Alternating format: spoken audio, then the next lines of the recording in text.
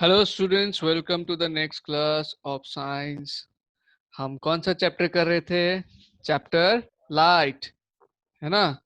और उस light chapter में हमने कितना सारा पढ़ लिया है? चैप्टर लाइट में हमने प्रीवियस क्लास में जो कवर किया है वो टॉपिक है, देखो, rules for obtaining images form by convex mirror, formation of different types of images by convex mirror और यूजेस ऑफ कॉन्वेक्स मिरर। और आज के क्लास में बहुत ही इंपॉर्टेंट टॉपिक पढ़ेंगे। वो क्या है? Sign convention of spherical mirrors and mirror formula. ये इंपॉर्टेंट इसीलिए है क्योंकि इसका नॉलेज पाने के बाद आप लोग क्या कर सकेंगे? न्यूमेरिकल सॉल्व कर सकेंगे रिलेटेड टू मिरर्स, कि इमेज कैसा होगा, कितना हाइट होगा इमेज का, कितना दूर बनेगा इमेज, ऑब्जेक्ट कैसा हो, ऑब्जेक्ट का मतलब पोजीशन क्या होगा कॉनकेव मिरर या कॉन्वेक्स मिरर में। तो ये सारा चीज जो है आप सीख पाएंगे। तो स्टार्ट करते हैं आज का क्लास।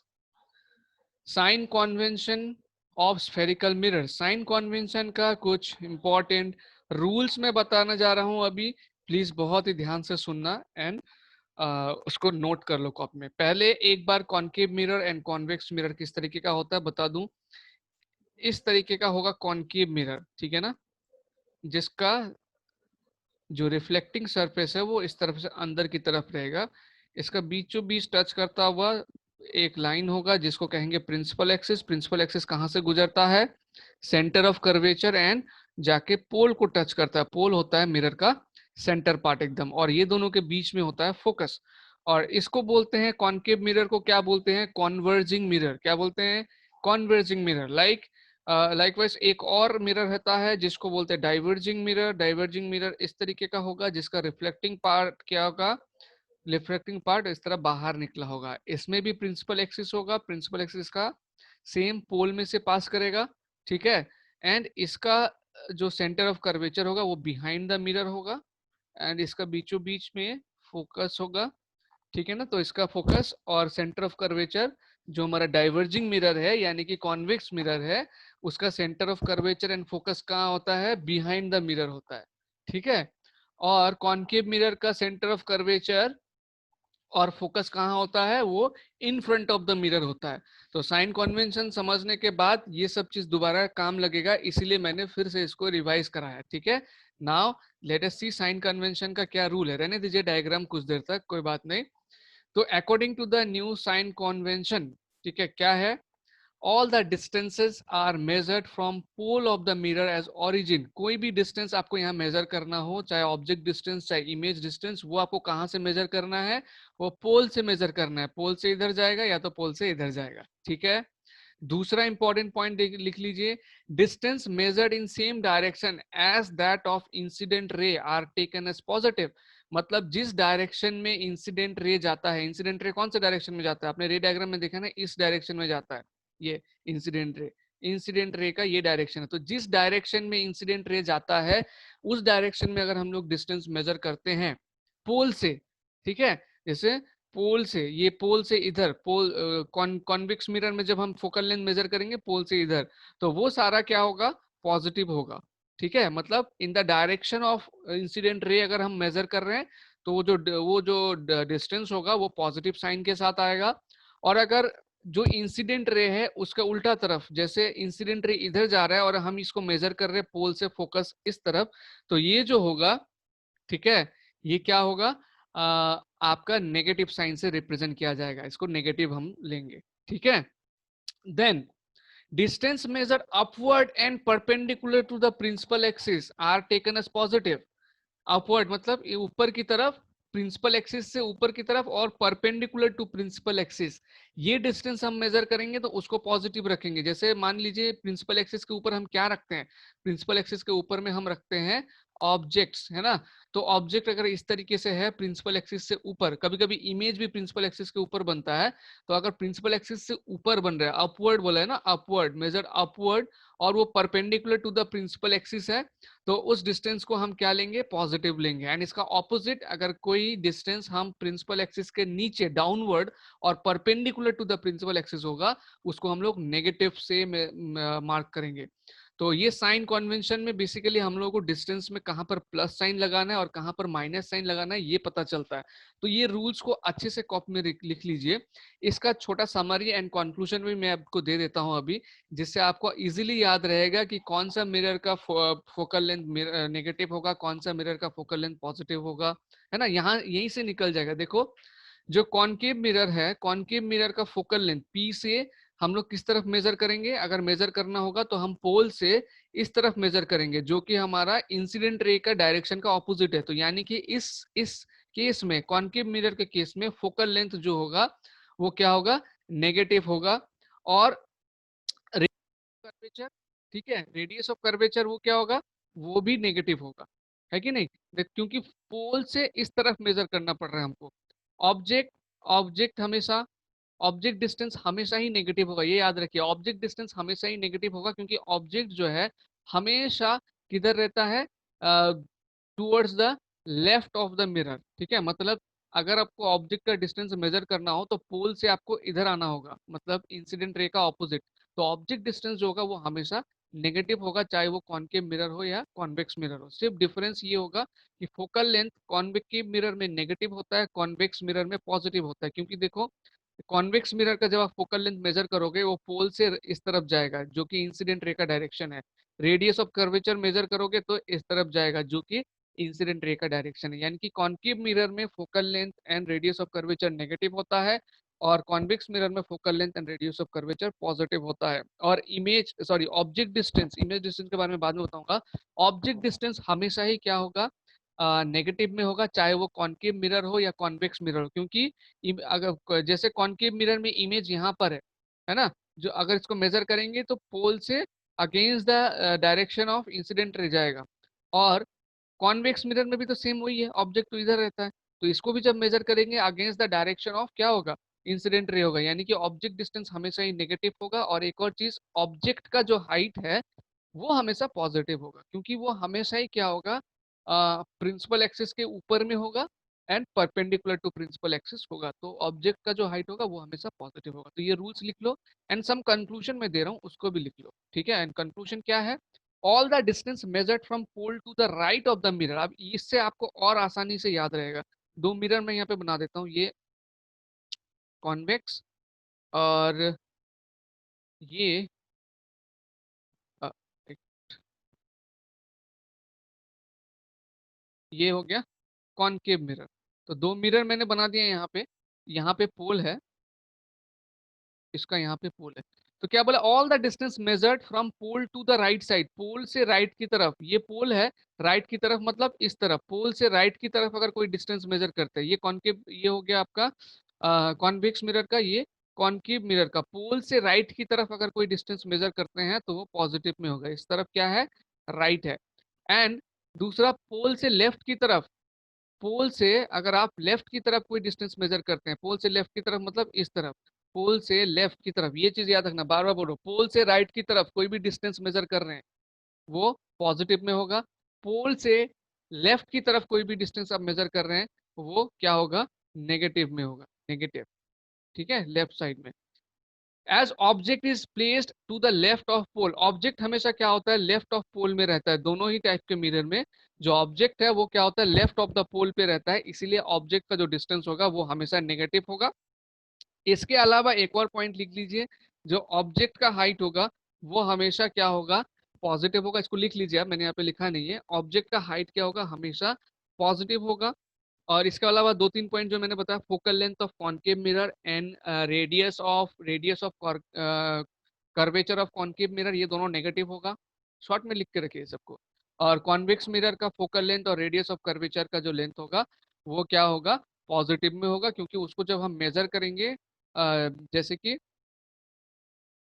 इसका फोकल, ये कॉन्वेक्स मिरर है, इसका focal length and radius of curvature towards right होगा, तो इसीलिए इसका पॉजिटिव में आएगा। और जब हम इसका फोकल लेंथ जो कि इस तरफ होगा और रेडियस ऑफ कर्वेचर का लेंथ लेंगे, वो किस में आएगा, नेगेटिव में आएगा, क्योंकि वो लेफ्ट ऑफ द पोल पे है, ठीक है। तो ये चीज को याद रखना है।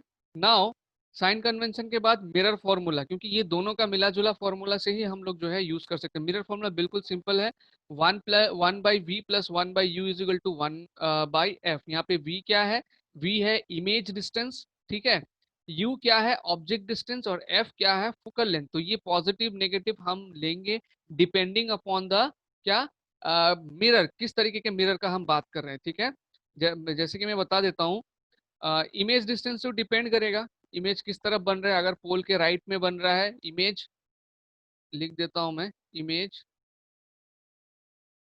पोल टूवर्ड्स राइट ऑफ पोल, ठीक है, पॉजिटिव डिस्टेंस होगा। Image towards left of pole, negative distance, ठीक है। Object distance is always, object distance is always negative, क्योंकि वो हमेशा ही कहाँ रहता है, लेफ्ट ऑफ द पोल में रहता है, ठीक है। उसके बाद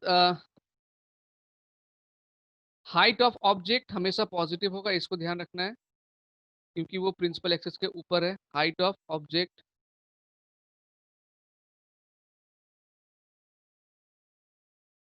ऑलवेज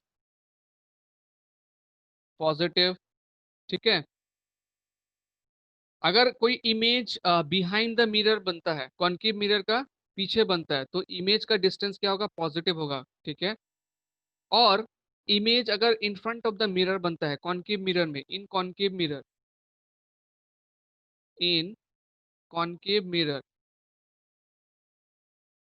इमेज डिस्टेंस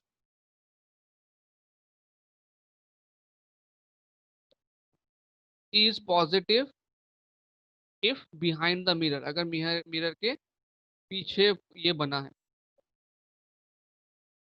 ठीक है। Image distance is negative if in front of the mirror, ध्यान रखना है, ठीक है। और कॉन्वेक्स मिरर में तो क्या होता है, जो इमेज है वो हमेशा ही राइट हैंड साइड में होता है, वर्चुअल एंड इरेक्ट बनता है। तो वो जो इमेज होगा हमेशा ही क्या होगा, पॉजिटिव डिस्टेंस होगा। कॉन्वेक्स मिरर में जो इमेज बनेगा वो हमेशा ही पॉजिटिव डिस्टेंस में ही बनेगा, ठीक है।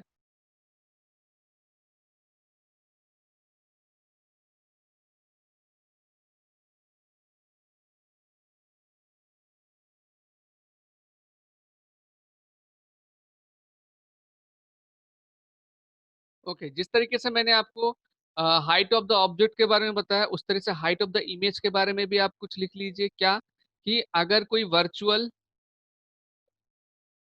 एंड इरेक्ट इमेज है तो उसका हाइट क्या होगा, हमेशा पॉजिटिव में लिखना है। अगर कोई रियल एंड इन्वर्टेड इमेज है उसका हाइट आपको हमेशा नेगेटिव में, क्योंकि रियल एंड इन्वर्टेड जो है ये प्रिंसिपल एक्सिस के नीचे बनता है, इसलिए इसका हाइट नेगेटिव होगा।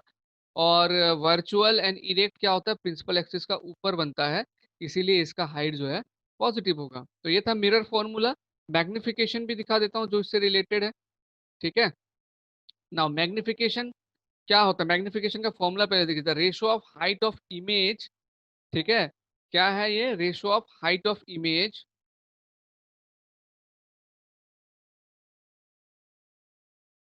Divided by height of object, ये होता है मैग्निफिकेशन।